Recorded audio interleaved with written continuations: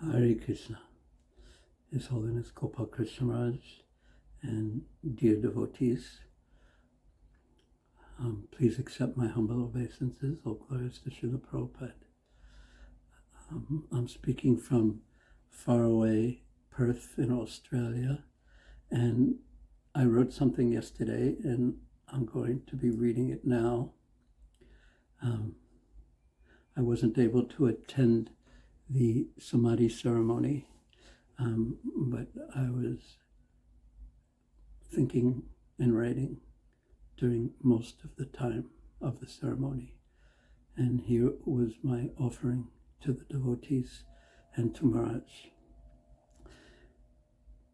Part of what I wish to say is to the devotees who are now all immersed in an ocean of sadness, and part I wish to express directly to you, my esteemed godbrother, His Holiness Gopal Krishna Goswami Maharaj.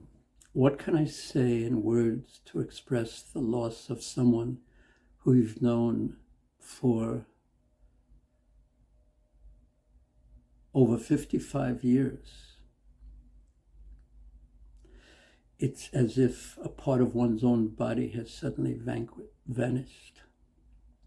On first meeting Maharaj in Montreal in 1968, I observed him offering obeisances to each picture of Krishna hanging on the temple walls. He would do this every evening directly after work when he visited the temple, and especially while Srila Prabhupada was there. So pious, so sincere, so much beyond my own piety and sincerity.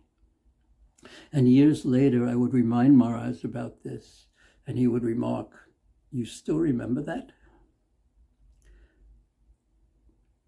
When we would visit India in the 1970s and onward, when the immigration form would ask for a local Indian sponsor, we would always write Gopal Krishna Goswami. He was fully a Prabhupada man, an ISKCON man, and he was our sponsor. How could I express and compress in a few words serving together for years on the GBC body as co-GBCs of Vrindavan, as co-GBCs of Mumbai, and then later serving together on his insistence on the VEB. So much joint stress, anxiety, attempts to confront problems, revolutions, conspiracies, and trying to move things forward. But what remains most firmly in my mind from those co-joint services is that Maharaj was always there, fully present, despite having to deal with most difficult issues, truly difficult issues, with an unflinching practical mood of service to Srila Prabhupada. He was there. Through the countless ups and downs of such a life of service, our Gopal Krishna Maharaj always fully showed up as a servant to Srila Prabhupada and Prabhupada's ISKCON mission. He would visit regularly, once a year really, as we constructed our Govardhan Retreat Center. So many devotees would pile out of the cars that accompanied him when he visited Govardhan for his yearly partial Govardhan Prikrama. Maharaj loved Braja, and he especially loved Krishna Balaram Mandir. Each time, before leaving India for his worldwide preaching services, he made certain that he would perform Mangal Arti to Krishna and Balaram. When I once mentioned this to him, he responded with some surprise, "Oh, you noticed?" At one of our last private times together in his Delhi rooms, after lunch, after he summoned out the smiling cooks to thank each one of them, we sat together. And somehow the topic came up of his successes, especially his successes in Delhi. I had seen Radha Parthasarthi for the first time in Lajpat Nagar, when they occupied a small rooftop room above where the devotees were staying. For years and years, we had seen them in Greater Kailash too, and wondered whether the permission would ever be granted by the Delhi municipality for their new temple near Nehru Place. Then, amazingly, we next saw them in a tin-roofed shed, but on their Shantnagar land. And now we see them in majesty and beauty as they rule in sweetness the grand temple that Prabhupada so much desired in India's capital city, Delhi. So we sat and we spoke of this success. We spoke of the popularity of the temple, and we spoke about the hundreds of thousands of books distributed, and Delhi's 17 other Krishna conscious centers, which all blossomed from Maharaj's inspiration, determined, devoted planning, and struggling and pushing.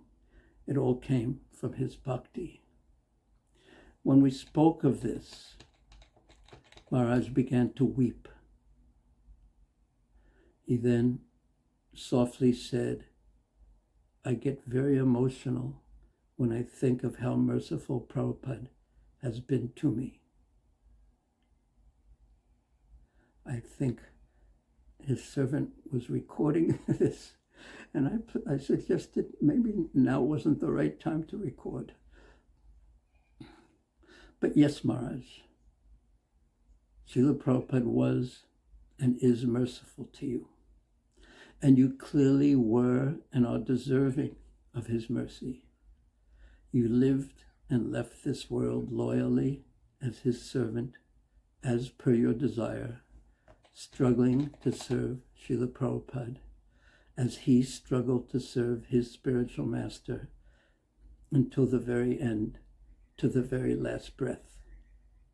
Thus, your destination always was and is clear, for you fully offered your entire life to the lotus feet of Srila Prabhupada.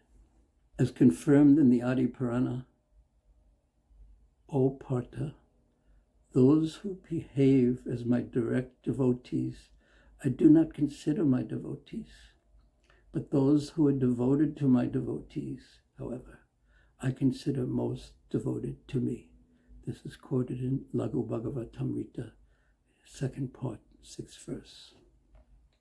And also, Srimad Bhagavatam, in the 11th canto, in the 19th chapter, 21st verse, it states, "It is most important to worship my devotees."